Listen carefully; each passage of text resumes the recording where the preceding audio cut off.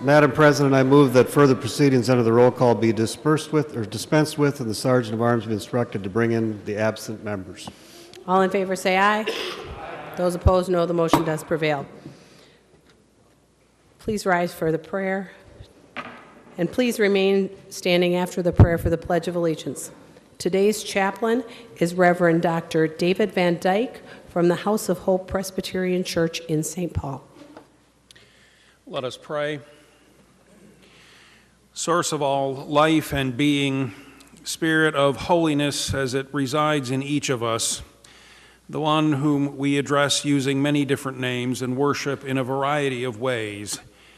We thank you this day for the opportunities it affords each of us, opportunities to grow and learn new things, opportunities to improve the communities in which we live, opportunities to elevate the public discourse and advance the social good, and the opportunities to be of help to our neighbors in need.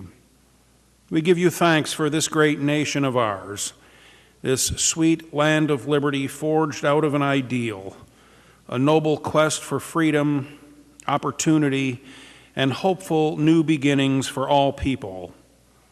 Help not only the members of this body, but each of us as Americans to remember our whole history, including its harder edges, and strengthen us in refraining from small thinking, and instead open us to think creatively and fearlessly, always looking for the good in others, especially in those with whom we disagree.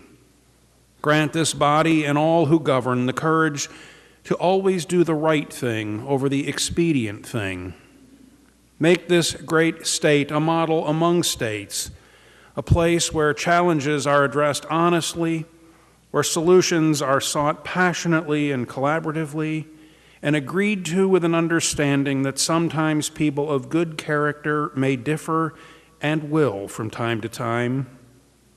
May the ultimate good of all Minnesotans be at the heart of this body's work and legislative efforts, so that at the end of the day, what takes place here, the decisions of the few on behalf of the many, will have truly served to strengthen our common life. In your mercy, bless the various troubled spots around our globe and here at home. May the day of safety, justice, unity, equality, and peace be ushered in soon and reveal to each of us our unique part to play in its unfolding. All of this we humbly pray in your great name. Amen.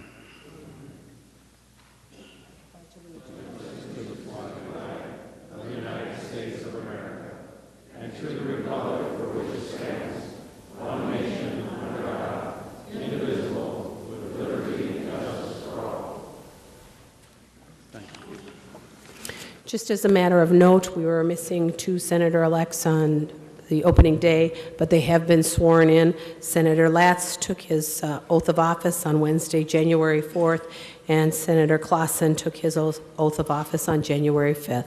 Secretary will take the roll. Senators Abler, Anderson B., Anderson P., Bach, Benson, Carlson, Chamberlain, Champion, Clausen, Cohen, Swedzinski, Dames, Dibble, Draham, Dietzick, Eaton, Eichhorn, Eakin, Fischbach, Franzen, Frentz, Gazelka, Goggin, Hall, Herr, Hayden, Hoffman, Housley, Ingebretson, Isaacson, Jasinski, Jensen, Johnson, Kent, Kiffmeyer, Klein, Karan, Lane, Lang, Latz, Limmer, Little, Laurie, Marty, Matthews, Miller, Nelson, Newman, Newton, Osmick, Pappas, Pratt, Ralph, Rest, Rosen, Rude, Schoen, Senjum, Simonson, Sparks, Tomasoni, Torres Ray, Utke, Weber, Westrom, Uyghur, Wicklund.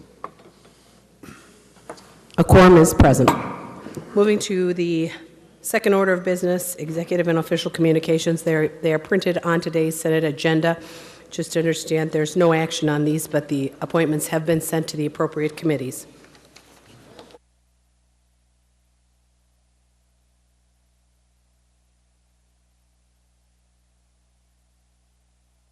Moving on to the third order of business, messages from the House. Secretary Ludeman. Madam President, I have the honor to announce that the House of Representatives of the State of Minnesota is now duly organized pursuant to law and has elected the following officers: Kurt Doubt, Speaker; Patrick D. Murphy, Chief Clerk; Timothy M. Johnson, First Assistant Chief Clerk; Gail C. Romanowski, Second Assistant Chief Clerk; Robert Meyerson, Chief Sergeant at Arms; Erica Brynildson, Assistant Sergeant at Arms; Andrew Olson, Assistant Sergeant at Arms; Carl T. Hamre, Index Clerk; Patrick D. Murphy, Chief Clerk, House of Representatives. And there's no action necessary on that message. Moving on to the eighth order of business, introduction and first reading of Senate bills. Senate bill introductions are printed. The bills listed numbers 1 through 29 on today's introduction calendar are given their first reading and referred as indicated. Just to make note, there was a technical error on Senate File 1, and I guess on the internet it was noted that it would be referred to Health, and this is the correct referral to Committee of Commerce. First reading. Moving on to the ninth order of business, motions and resolutions. There are resolutions printed on page 11 and 12. Those will be referred to rules. Senate resolutions number 10 through 16 are referred to rules. Remaining under motions and resolutions, Secretary Ludeman.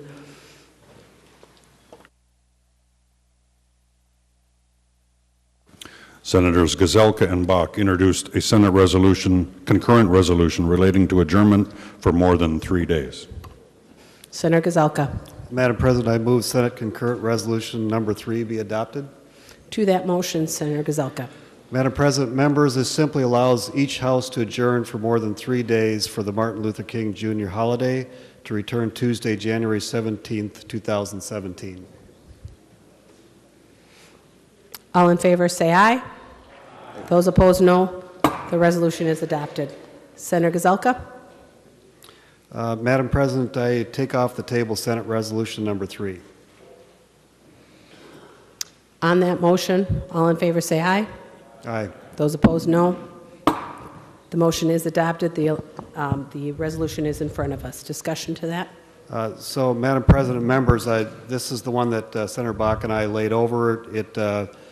Or laid on the table, I'm sorry, provides memberships for standing committees as previously announced. The list is provided in the same form as used in previous sessions. Senator Bach. Madam President, if Senator Gazelka will move the resolution, then I'd like to speak to it. Madam President, I move that resolution. Senator Gazelka. To that motion, Senator Bach. Madam President, I'd like to make a point of order that Senate Resolution number 3 is out of order pursuant to Senate Rule 10.1, and I have advice.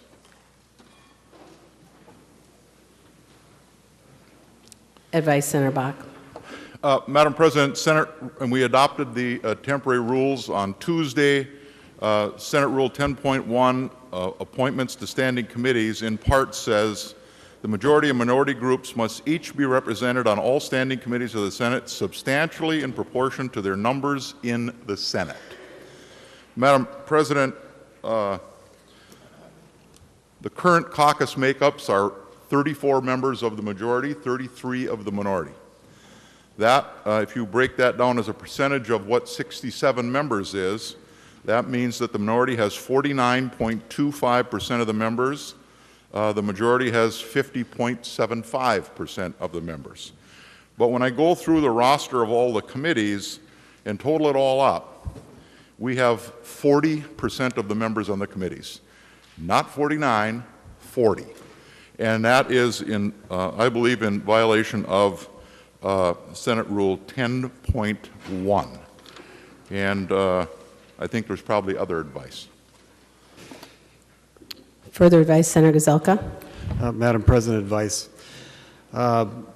Members, and maybe especially new members too, I just want to point out that this is a well-established precedence, and I had a big part in setting this up. As we work through bills and move them out of committees and get to the floor is where a lot of this happens, where every vote matters for each one of us. In committees, part of it's about moving bills forward. And I want to say that I took a in-depth look at this, because I do want to do it the way this body tries to function. And I did read Rule 10.1, the majority and the minority groups must each be represented on all standing committees of the Senate substantially and proportionate to their numbers in the Senate. What I would say is, if you look at the past, exact or direct proportionality is not required or expected. The former DFL majority took advantage of this flexibility in 2015, 2016. The subcommittee on elections included twice as many DFL members as GOP members. And so it's not always that way. But I really wanted to go back to times that we were closer.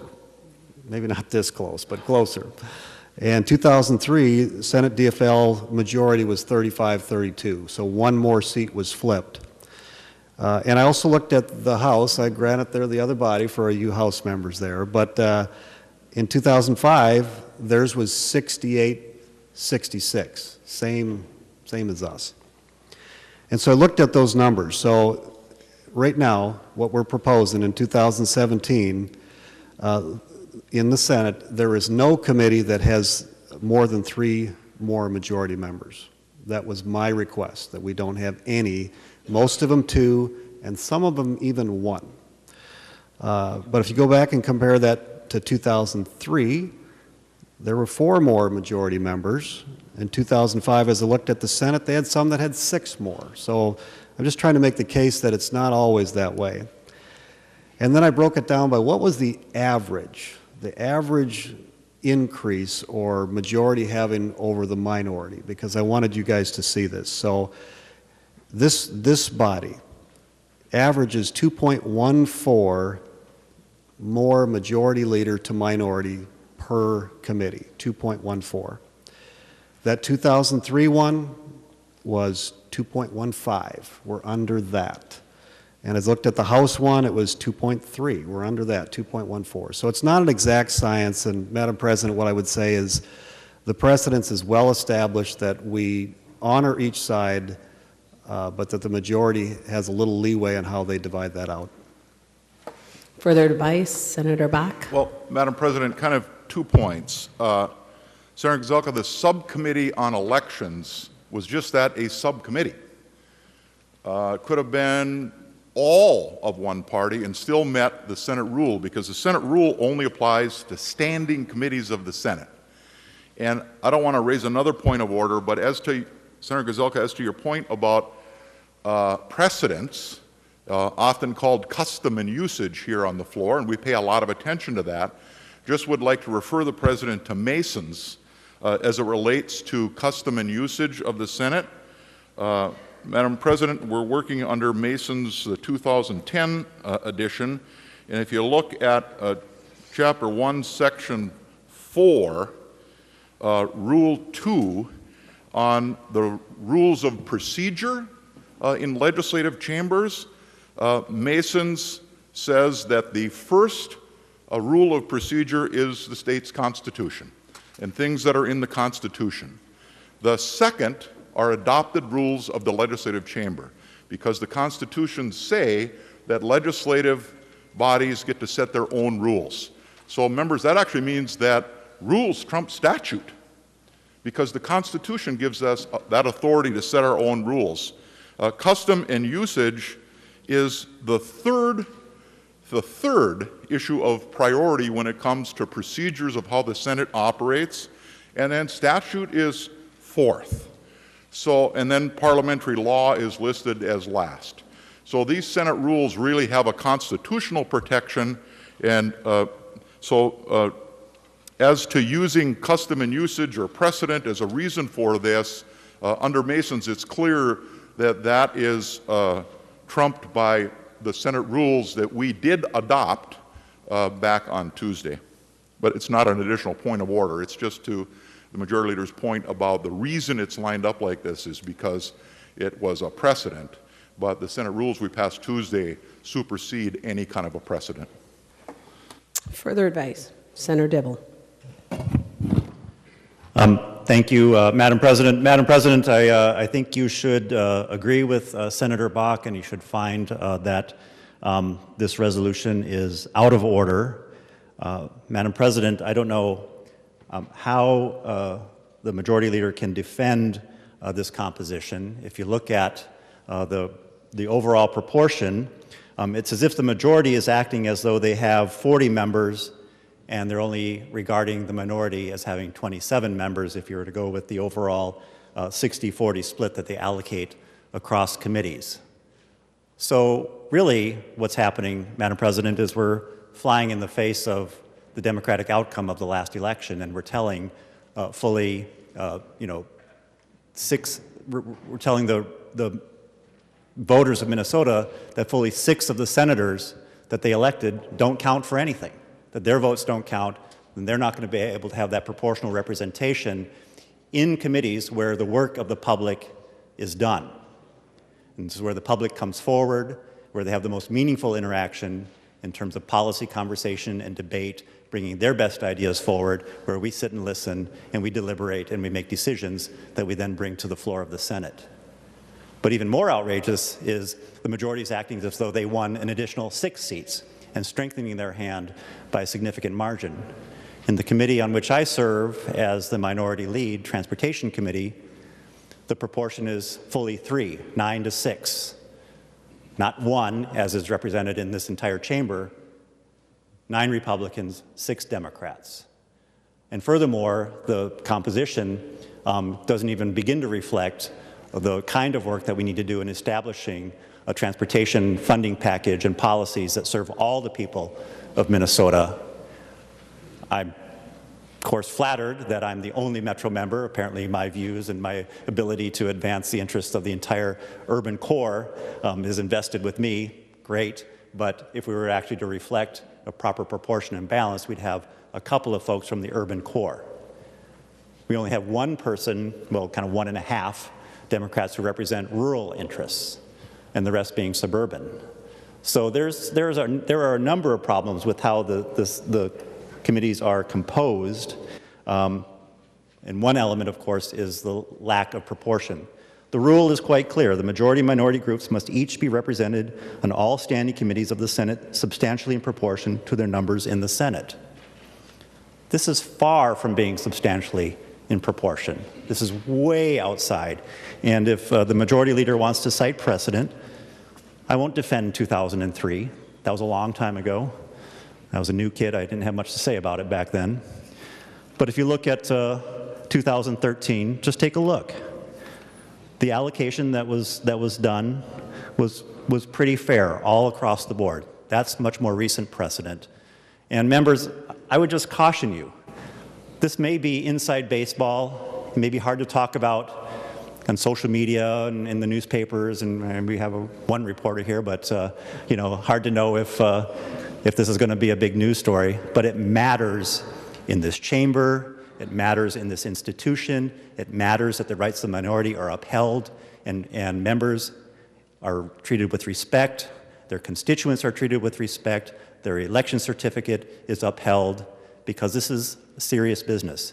And this is also relationship business. And this is a really poor way for us to start off in terms of building a positive, productive relationship moving forward through this next biennium, Madam President.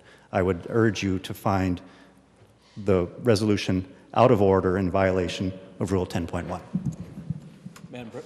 Further advice, Senator Cohen. Thank you, Madam President. Let me offer a couple of thoughts. I love history, so I'm going to talk a little bit about history. The Majority Leader has referenced 2003. That was the first year I chaired the Finance Committee. And the Majority Leader is correct that the proportions established in 2003 were not as balanced as they should have been. And in fact, in 2013, when the Democrats took the majority again after the 2011-2012 term, we had some discussions. Senator Bach and I had some discussions about this. We had some discussions among the senior members of the Majority Caucus. And our discussion was that in order to try to affect a more bipartisan environment on the Senate floor and in the Senate committees, most importantly, that we would try to have a balance that was closer to what the majority-minority division was. And in our conversations, we directly referenced what had taken place in 2003, where we thought some of this was somewhat imbalanced. So Senator Gazelka is right in referencing 2003, but he puts aside how those changes were made in 2013. Let me just offer a couple of thoughts in terms of using the direct arithmetic. I'll take a look at the Finance Committee, since that's what I chaired for those years.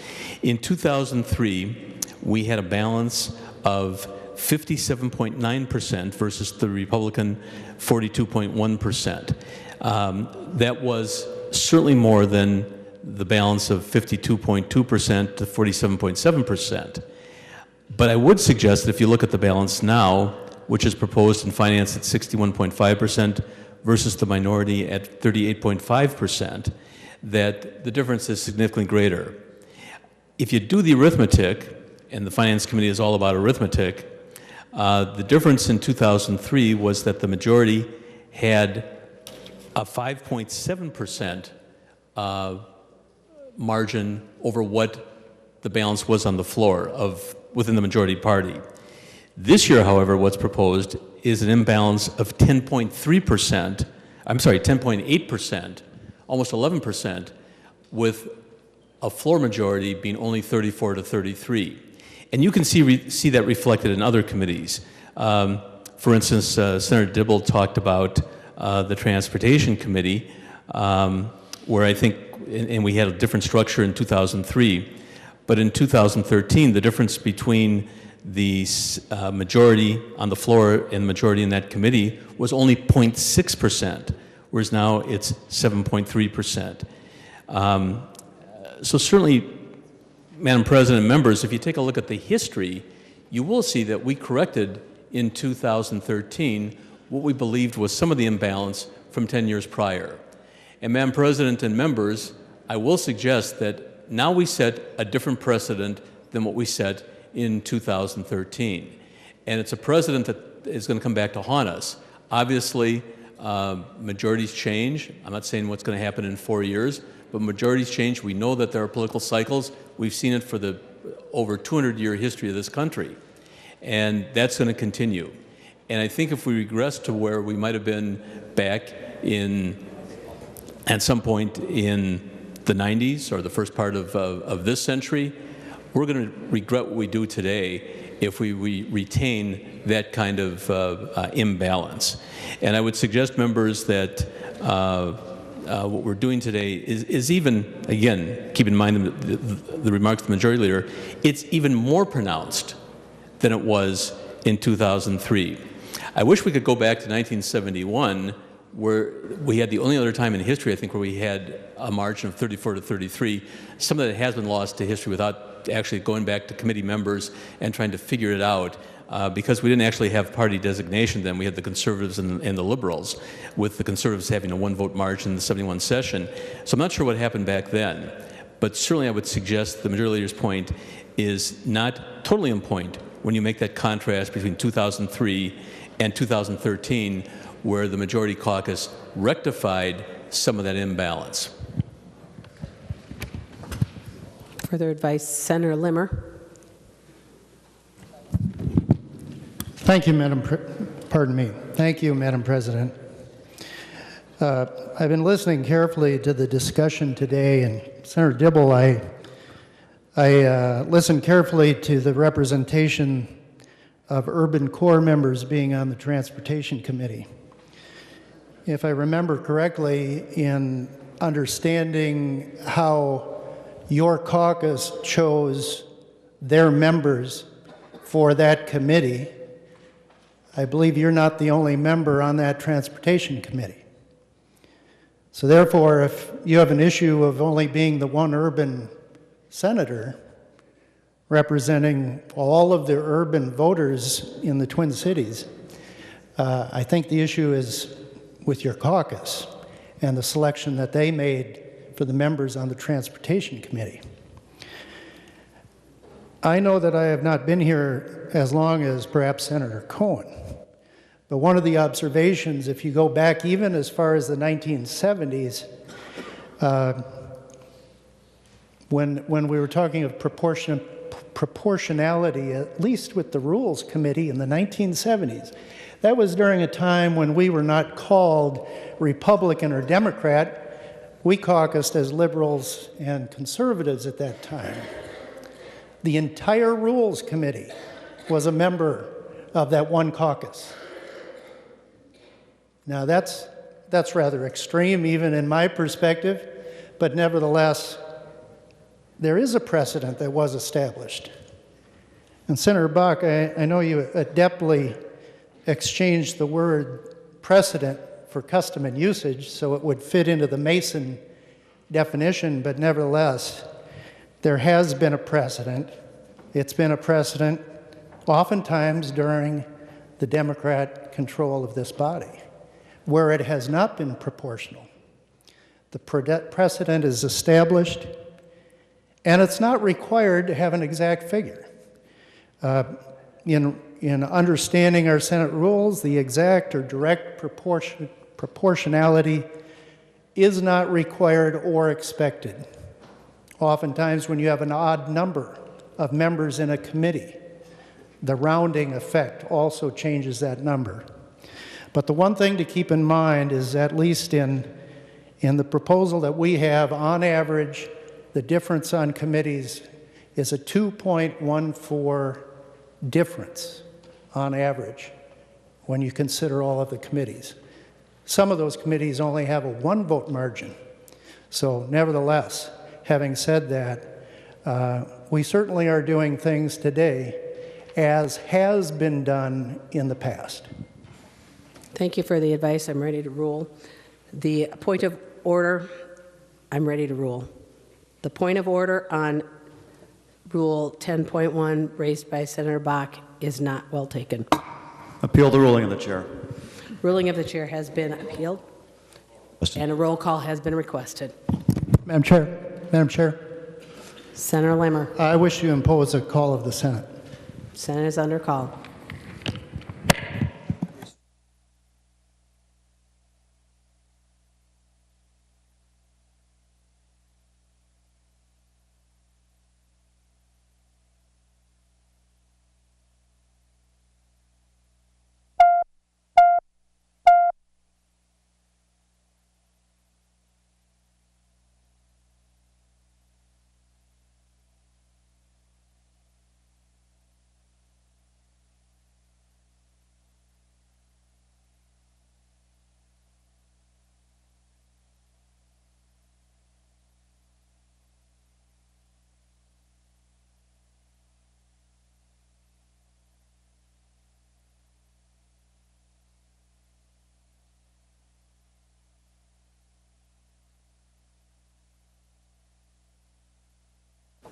Senator Lemmer.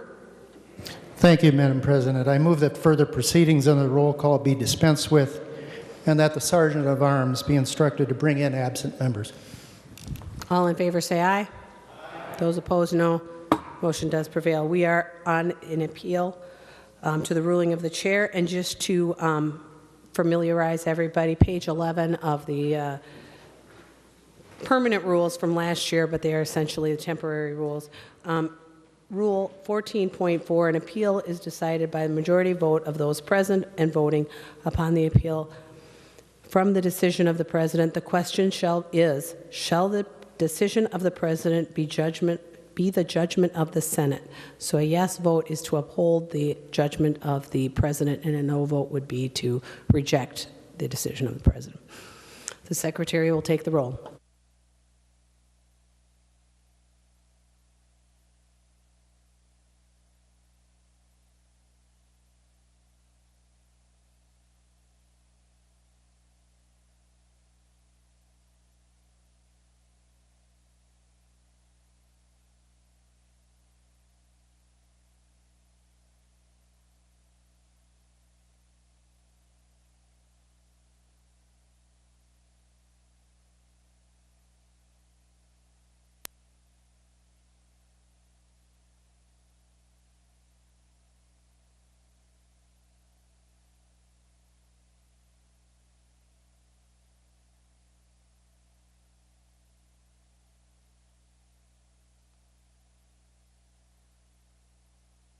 All those senators having voted to desire to vote, the appeal is upheld on a vote of, oh, I'm sorry, Secretary will close the roll. On a vote of 34 to 31, the appeal has, the decision of the President has been sustained. We now have in front of us the motion of Senator Gazelkas. Madam President, I move that, or I renew my motion that Senate Resolution Number 3 be adopted. Madam President, To that motion, Senator Latz. I have the A1 amendment.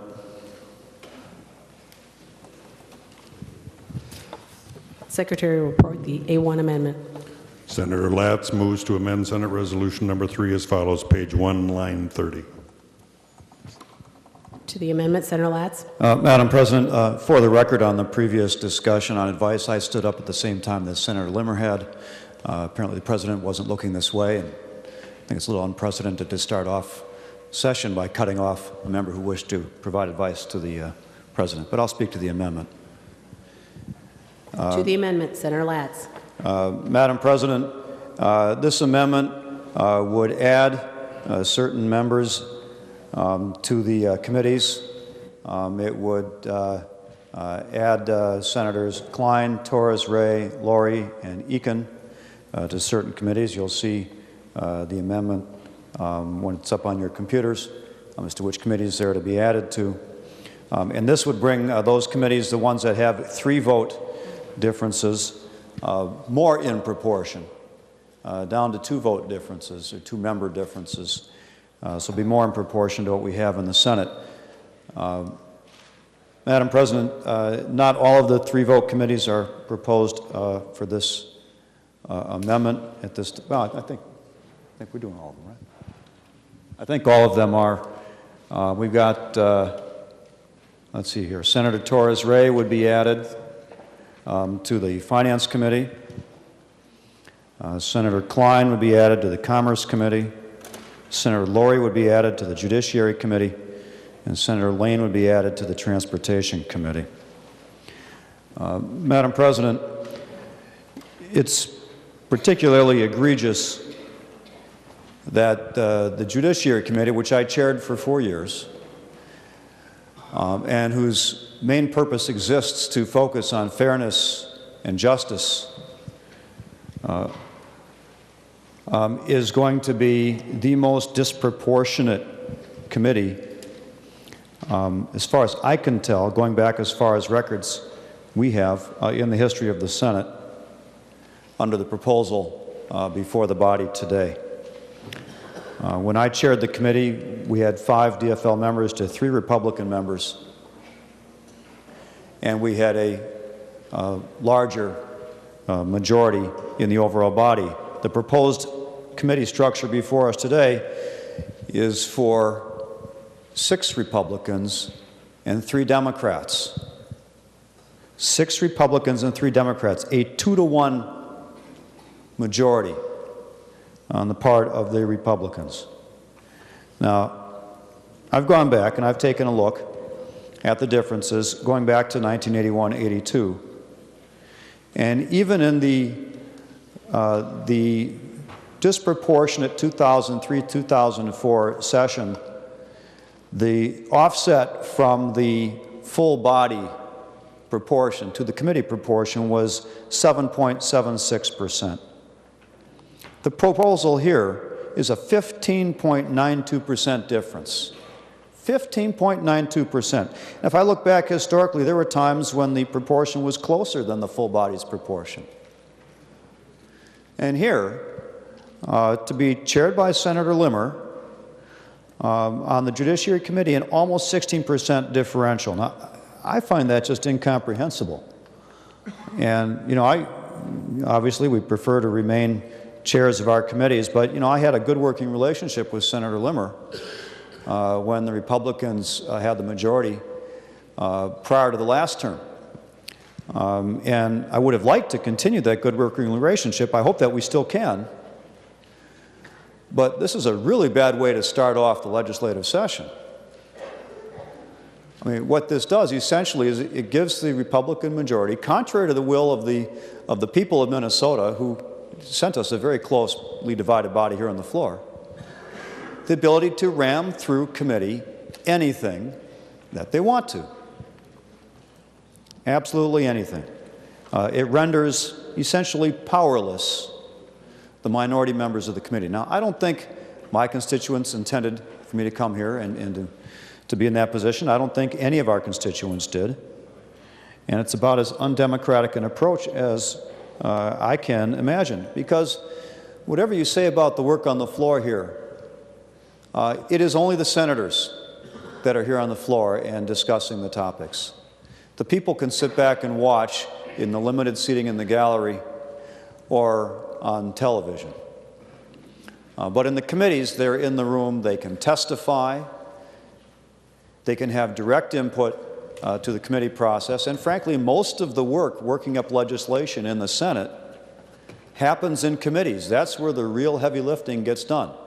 It was always my desire as chair to make sure that any bill that left the Judiciary Committee was ready at that point in terms of language and in terms of policy to be enacted into law. And we did a lot of work, detailed work in our committee, and we took a lot of public input in the committee. But that's not what we're going to have today if this rule change passes. You know, if we're going to work together, we're actually going to have to sit together.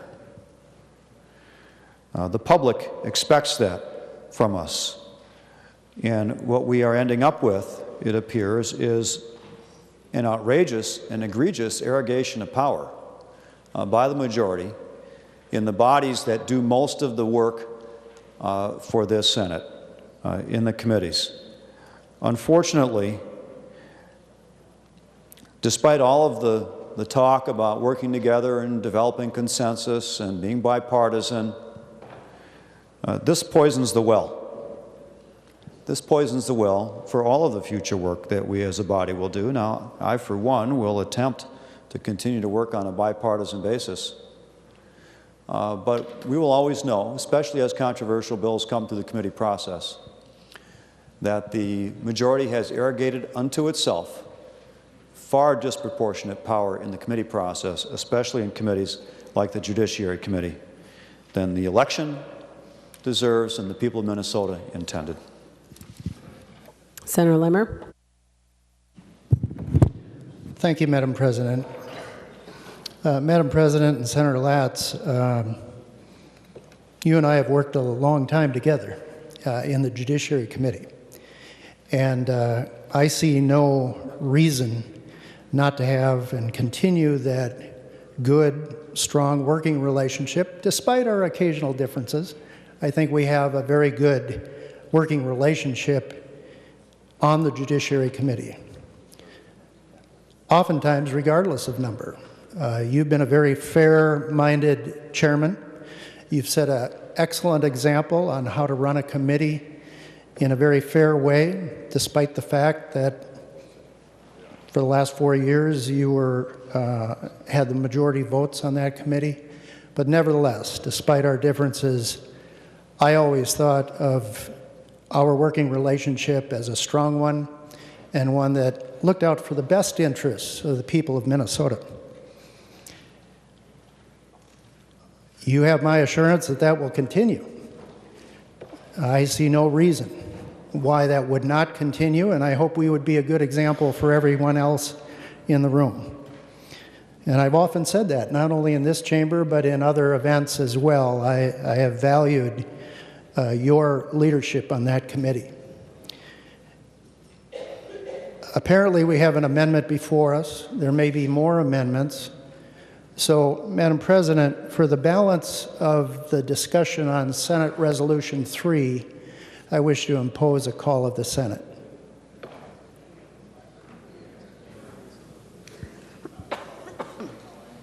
Excuse me, Senator Limmer, we are under call, and our understanding was your call was for the balance. Oh, I see.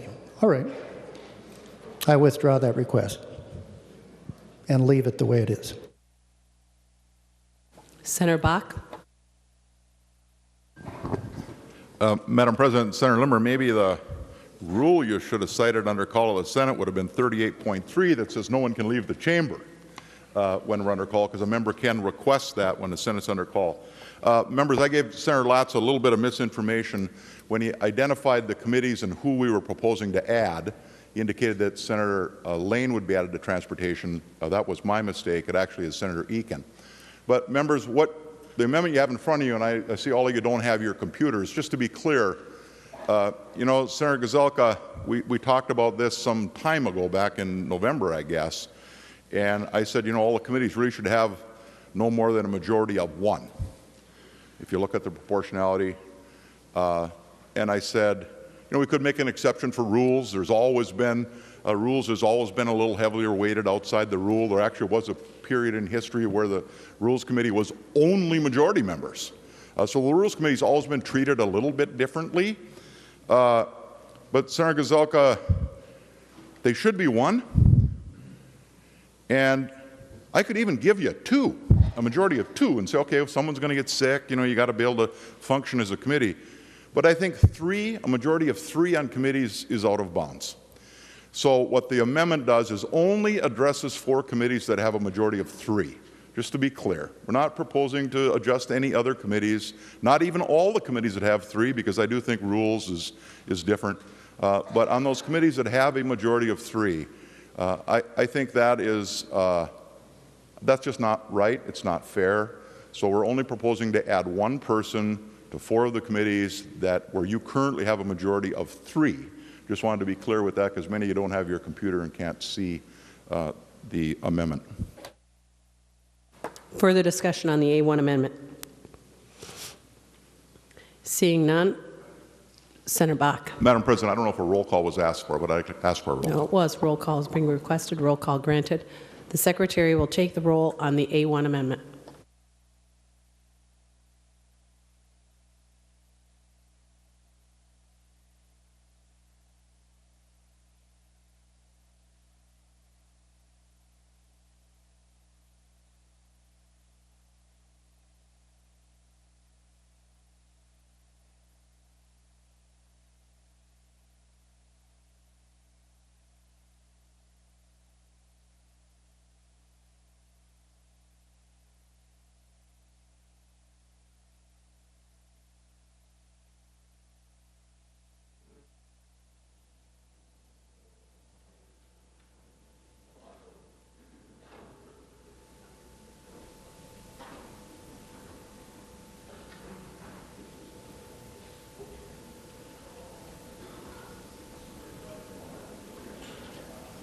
Secretary will announce or will close the roll.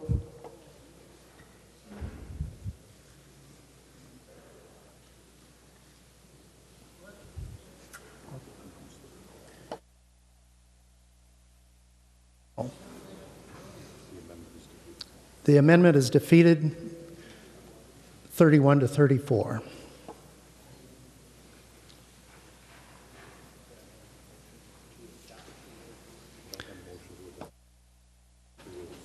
We're back on the motion on the rules.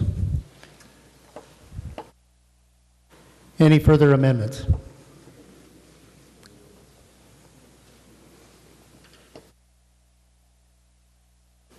Any further discussion?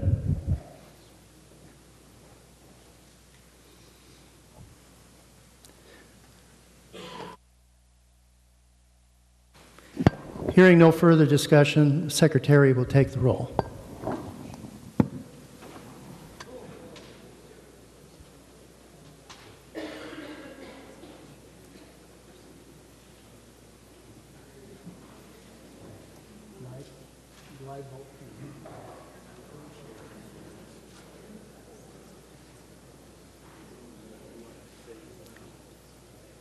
She's going back to her day.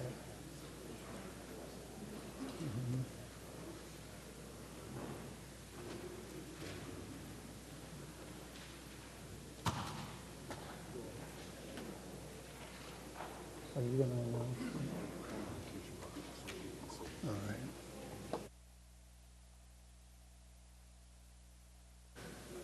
Sarah Fishbach, how do you vote?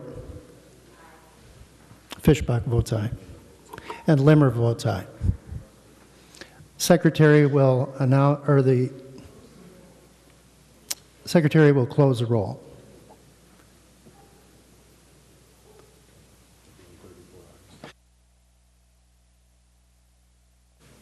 Being 34 ayes, 31 nays, the resolution is adopted.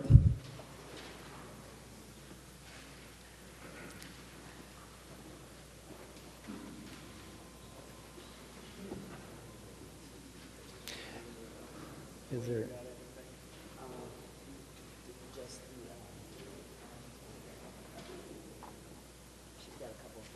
All right.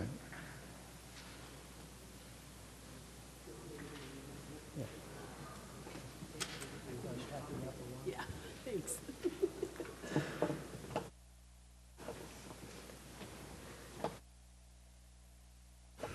Moving on to announcements of Senate interest, I would just like to, without objection, the following senators will be excused from today's session: Senator Franzen and Senator Sparks. And just to note, members, you've got a sheet on your desks from the Minnesota Legislative Directory publication proof, and you should take a look at this and make sure it's what you want. If you want a new picture, you would have to have that. You would have to talk to David Oakes and have that taken by next Tuesday, the 10th of January. And just to make note, the committees at the bottom there are not completed yet, so maybe if you do want to fill them in and turn it in, but just so you know that those aren't completed. Further announcements of Senate interest, Senator Senjum. Thank you, Madam President. Madam President, I happen to have mine completed. Is it possible to just leave them at the front desk? Yes. Senator Pappas or Bach? Senator Bach? Well, Madam President, just so members can plan, would the Majority Leader yield for a question? Senator Gazelka, will you yield for a question? Senator Yes. Gazelka will yield. Senator Bach? Madam President, Mr. Leader, is there any business going to take place in the Senate tomorrow relative to committee hearings? I think people probably want to be able to make some plans whether they need to be here or if there's going to be any Senate business or not. I don't believe I've seen any committee notices for a hearing tomorrow. Senator Gazelka. Yeah, thank you, Madam President. Senator Bach, and you and I have been talking about this. Senate File 1 is going to deal with the aid to those that are in a health care crisis, their insurance, and some reforms. The House is moving it as fast as the speed of light, and we are a little bit more deliberate. And myself and Senator Bach talked about the idea of having at least 2 committees. So we had a conversation about maybe as soon as tomorrow. Senator Bach, we're not going to do it tomorrow. I believe it'll be Tuesday according to the schedule. And just pay attention to that bill. That's a very important bill that we've all talked about. It has to be bipartisan in the end for the governor to sign it, but that's the bill that we're moving forward.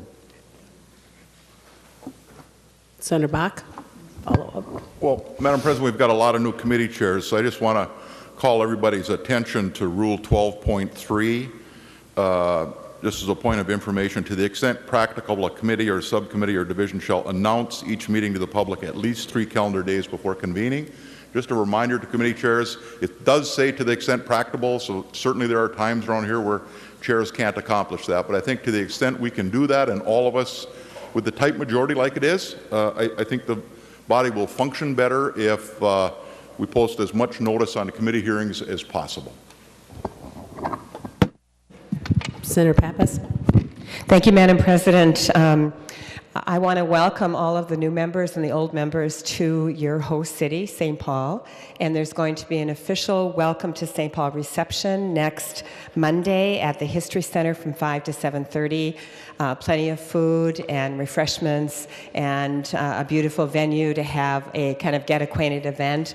A lot of us are new to each other, and it's always a fun way to get to know each other. And there'll be people there also from the local community. So please join us Monday at 5 o'clock at the Minnesota History Center. Senator Abler. Thank you, Madam President. Well, this is hot. Actually, Senator Bach, I was almost going to stand behind you about announcing the committee for Monday. I think there's some challenges with somebody getting them posted and the new chairs, as you suggested. So for the purposes of the Human Services Reform Finance and Policy Committee, we're meeting 3 o'clock on Monday and Wednesday. And for the body, this is one of the most interesting, meaningful committees.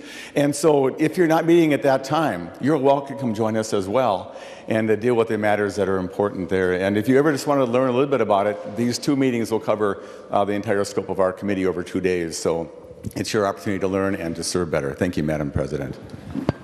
Senator Bach, you're planning on attending. Would Senator Abler yield for a question? Senator Abler will yield. Senator Bach? Senator Abler, if members come to the committee, will they be given the opportunity to vote? Senator Abler, will they be given the opportunity to sit at the committee table? You don't have to answer. Further announcements. Senator Gazelka. Thank you, Madam President. I move that the Senate do now adjourn until Monday, January 9th at 11 a.m. Senator Gazelka has moved to adjourn until Monday, January 9th at 11 a.m. All in favor say aye. Aye. Those opposed, no. We are adjourned.